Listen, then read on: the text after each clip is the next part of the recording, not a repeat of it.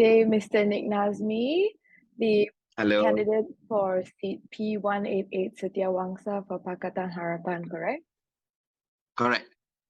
All right. Okay, so let's get into the questions today. So question number 1 is, will you push for and table and vote in favor of the urgent enactment of the Malaysian Climate Emergency Act that was written up by the Climate Action Week, and that will happen 17 September 2023? Yes, I will. All right. So the second question is, will you push for a table and vote in favor to institutionalize the just transition mechanism of the fossil fuel economy towards a low carbon economy? Yes, I will. Okay, thanks. Will you push for and table and vote in favor of the Freedom of Information Act so that public like us can access information related to environment, climate, and all administrative and governance matters not directly related to national security, of course? Yep, it was. I was involved in enacting and drafting the FOI bill in Selangor, and it's also placed in the Pakatan Harapan manifesto for these elections. Right. Okay. Do you have anything to add to that? Yeah, I mean, I think because we really need FOI because currently we have an OSA, which is rooted in a Cold War colonial mentality, and we need to have a law that rather than assume that all government documents are secret, they should presume that all government documents are should be transparent and open, except in very limited circumstances like national defense and whatnot. Okay, thanks. And will you push for, table, and vote in favor of the Citizens' Freedom to Criticize and Question Governance Act? So on all matters of government, especially related to protection of environment, Indigenous people's rights, biodiversity and wildlife rights, climate and social justice, which will allow the citizens of Malaysia the liberty from prosecution and persecution in defending the right to and their rights in the rule of law, clean air, water, ecosystem, and human rights protection, and all other fundamental liberties. Yes. Okay.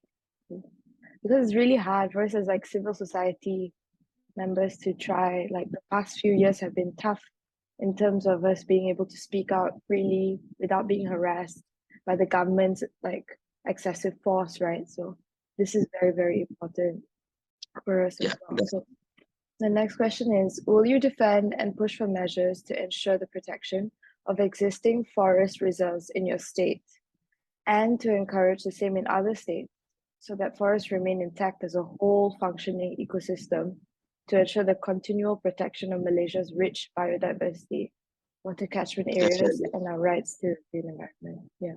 Do you have any thoughts on this? I think it's very important, and especially to preserve the contiguous forest cover, because the moment sometimes we even have, I mean, there's still forest reserve, but then you have infrastructure cutting through it. Then you start, it starts the process of deforestation and even threatens the wildlife and whatnot. Once they don't have a larger area to roam. So obviously there are some places, I mean, I think I'm open to do some adjustments where, they do the flyover or whatnot, but generally it should be avoided. And not just preserve wherever possible, we should extend the reserves in the country. Okay, thanks. So the last two questions now. So will you push changes in law or table in Parliament to bring back local council elections? Okay, the way I look at it, first is that we focus in Kuala Lumpur, because Kuala Lumpur is where the citizens only have one vote, right? I mean, I know when people talk about local council election, it's the third vote, but in Kuala Lumpur, you don't even have the second vote, right? Because there's no state government. So I think we should, because local council elections, I believe in it in principle, but there's still some controversy surrounding it because of politics and history. So we should start with Kuala Lumpur on the basis that we democratize Kuala Lumpur and allow the citizens of Kuala Lumpur a say to run the city. Currently, you have the Federal Territories Minister, which often comes not from Kuala Lumpur, and then you have the mayor alone. Unlike in other local councils in Malaysia, although there's no election, but there are councillors which are appointed by the state governments. So the decisions are taken as a council, not as the mayor alone. So in Kuala Lumpur, unfortunately, it's only the minister and the mayor.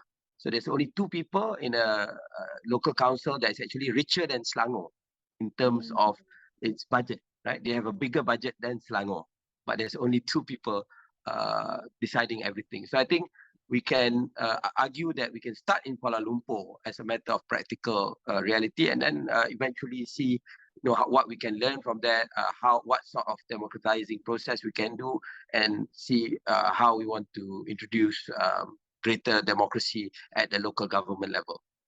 Yeah, you're right. Our cities need better governance. Okay. So last one is, do you place your voters and constituents and their needs and rights and aspirations over that of your political party and your own conscience and morality?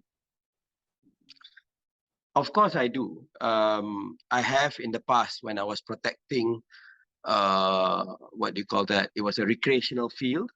I fought with the I fought along with the residents against the authorities, and we managed to win to protect Padang PKNS. And I declared, I said, this means that any development of Padang PKNS is dead. And it angered Allahyarham Tan Sri Khalid, the Menteri Besar from my own party at that time, because he said, no, this doesn't mean that we cannot develop the Padang. So, but anyway, I've taken those positions. Obviously, to me, when you choose a party, it means that you believe in the party's values, you believe in the party's struggles, and there are certain things that if you're part of a party, you have to vote with the party. When you have a vote of confidence for the government or against the government, you have to vote with the party. Secondly, if you're voting for budget, because that is equivalent to a budget, to a vote of confidence, you have to vote with your party. But to me, there should be room for conscience votes in other matters, right? Say a party doesn't want to go so far or radical in fighting to protect forests, right? So you shouldn't penalize legislators who want to take a more stronger line on those matters. Okay, thank you. And that's the last question. Now we have 3 minutes, or as much time as you need. And the floor is yours to promote your campaign to your constituents and Rakyat who are watching this. Hi, so I'm Nik Nazmi Ahmad. I'm the P118 Setiawangsa candidate for Pakatan Harapan. I've experienced a lot of issues in Kuala Lumpur, particularly in Setiawangsa, and one of the biggest issues now is we are facing is the development of Bukit Dinding, and we know that this is adjacent to Bukit Setiawangsa, which is an area that is prone to landslides that has affected the residents. Bukit Dinding is also a major recreational area, and while the recreational area is still there, even if it's developed, we want to preserve as much of the Bukit Dinding. We do not want high-rise developments that will spoil the area. And because we're in the city areas, we want to preserve as much as greenery and recreational space as possible. I support fighting for climate emergency, because I think if we do not act now, I have children, they will have their children, and I want to leave a planet that is livable, that is green for them and for their children. So I support this effort, and I hope more Malaysians will join in and make climate politicians stand on climate change as a major measurement or evaluation of who you choose for your representative. Yeah. Cool. Thank you so much, Mr. Nik Nazmi. All the best for your campaign. Yeah. Take care. All right. Okay. Recording.